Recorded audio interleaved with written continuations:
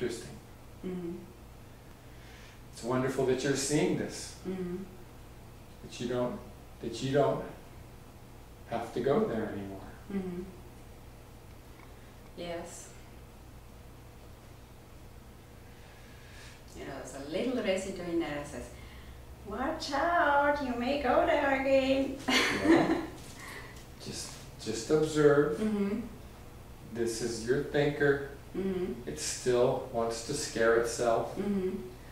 It still thinks it has so much power. Well, yes. It still thinks that it's you. Mm-hmm.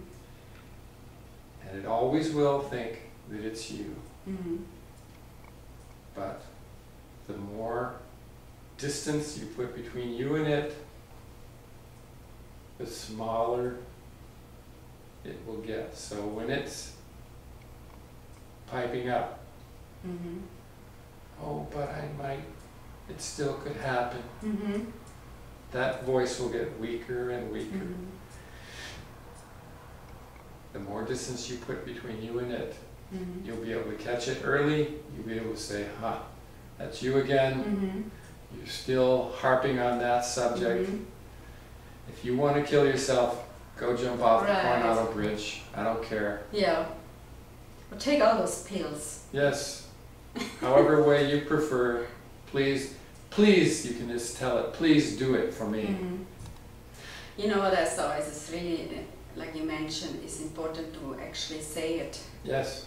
If you think it, you know, the thinker is there again. You cannot think it, you have to actually say it because that's in the doing. Yes. And I didn't used to see that, but it works. Yes. Definitely works. It needs to come through your voice. Yes.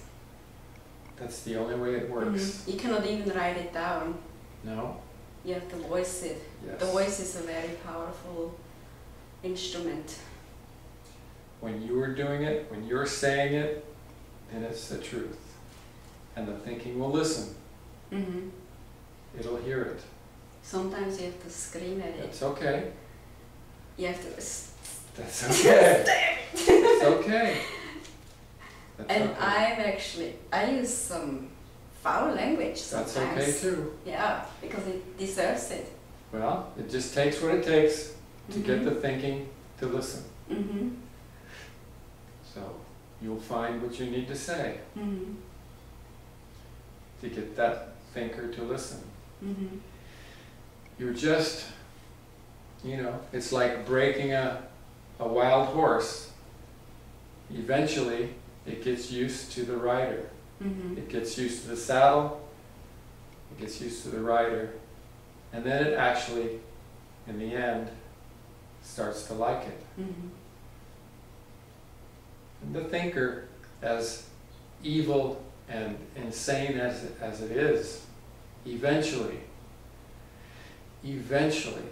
even it will begin to realize that life is better when it is just operating as the organ that it was Mhm. born to be, Mm-hmm. and not you. Mm-hmm.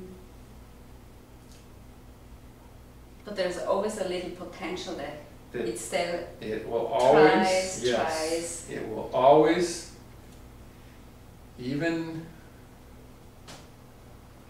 when you put miles between you and it will always think a little bit Mm-hmm. that it's you. Mm-hmm. So you It's just- really interesting because, I studied many different spiritual teachings, and in there it says, once it seemed to me that way, once you're enlightened, so-called enlightened or conscious, Mhm. you don't have to deal with that anymore. And what you're saying me, yes, it's always going to be there, as long as you're in this physical form. There's the potential that it can create some mischief. Yes. Yes, because as you continue in life, what life will bring you, okay, what life is bringing to you now with your parents, with work, with study. What life is bringing to you now is what you need to see now. And as you grow, as you become firmer as Helen, life will bring you other things. Life doesn't stop giving. It doesn't, you don't reach a place where everything just stops until you leave. Then you're no longer in your body. Life doesn't just stop. It's always living. It's always changing. And so you live life the way you're living it now. You live life the way you live life in the future, the way you live life in the future. It's not static. Like you can sit back.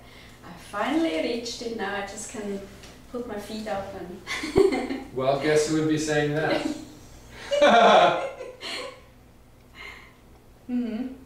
Okay, it gets constantly better. It gets constantly easier. It gets... Life continues to get more wonderful. It continues to offer you more. And it doesn't just stop. You don't reach a place where you can say, I made it, and that's it. That's not the way life works. And I know the brain likes it, yeah, and I just, you know, well done. This is the risk. This is the risk in this endeavor, that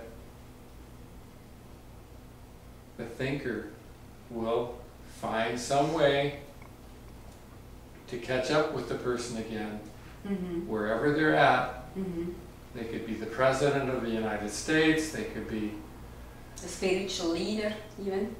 And it catches up with them and starts playing them wherever they're at again, and that person is not aware of it, and then the trouble starts there again. Well, I used to go to retreats and with different spiritual leaders until I had this revelation that actually they were kind of, they were in delusion too, but they thought actually, they actually believed that they were enlightened, but sorry, they weren't. They were just all again in the thinking. Yes. They looked really great, and they just had they have a big following, and I just realized, oh my gosh, they're actually in delusion. Well, this can happen. This can happen at any level.